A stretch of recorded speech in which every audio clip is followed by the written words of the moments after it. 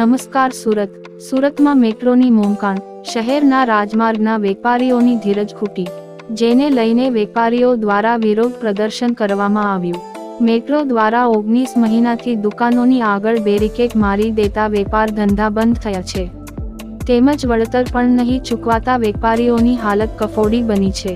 વેપારીઓ દ્વારા ટાવર પાસે શાંતિપૂર્ણ રીતે પ્રદર્શન કરી વિરોધ દર્શાવ્યો। મેટ્રોની કામગીરી છેલ્લા ઘણા મહિનાથી મંદ ગતિએ ચાલી રહી છે। સેન્ટ્રલ ઝોનમાં રાજમાર્ગ પર મસ્કતી હોસ્પિટલથી પોસ્ટ ઓફિસ સુધીનો માર્ગ બંધ કરાયા બાદ વિસ્તારના વેપારીઓમાં રોષ છે। મારું નામ ધર્મેશભાઈ બોધાનવાલા છે। હું ટાવરોનો વેપારી છું। મારી શોપ છે ટાવર ઉપર, કેટલા વર્ષોની જૂની છે।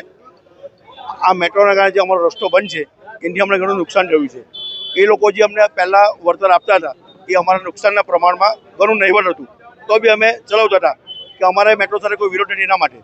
પણ અત્યારે એ લોકો જે 10 ફૂટનો રસ્તો આપવા માંગે છે એનાથી અમારું તંત્ર ઓર બગડી જવું અમને લાગે છે, કારણ કે કોઈ વાહન આવી શકે નહીં 10 ફૂટમાં, તો અમારો ધંધો કરવો કેવી રીતે? બીજું કે એ લોકો પહેલાં 10 મહિનાનો અમને 10 મહિનાનો એ લોકો એમઓયુ આપેલું હતું। અમે એ ટાઈમે એગ્રી થયેલા કે ભાઈ 10 મહિના ચાલશે, કંઈ વાંધો નહીં, આપ અમને રસ્તો આપજો। ત્યાર પછી કામ પૂરું થયું નહીં એટલે બીજા 19 મહિના લોકો વધાર્યા। હજુ એ લોકો કેટલું વધારે એ અમને ખ્યાલ નથી ને એ લોકો લેખિતમાં કોઈ અમને જગ્યા આપતા નથી કે અમે આટલા વર્ષ કામ કરશું, આટલા મહિના કામ કરશું। ટોકન કેટલા પૈસા આપવાની વાત હતી? ટોકન એટલે નજીવી લોકો અમારી એમઓયુમાં નક્કી કર્યું હતું કે નજીવી રકમ અમને મળતી હતી, અત્યારે હાલમાં બંધ છે। તે બી કેટલા સમયથી બંધ છે? એ 2 મહિનાથી બંધ છે।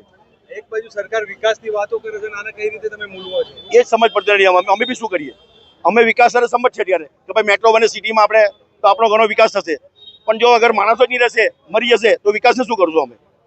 અમને એની સાથે કોઈ નથી આર્ગ્યુમેન્ટ નથી કે વિરોધ બી નથી।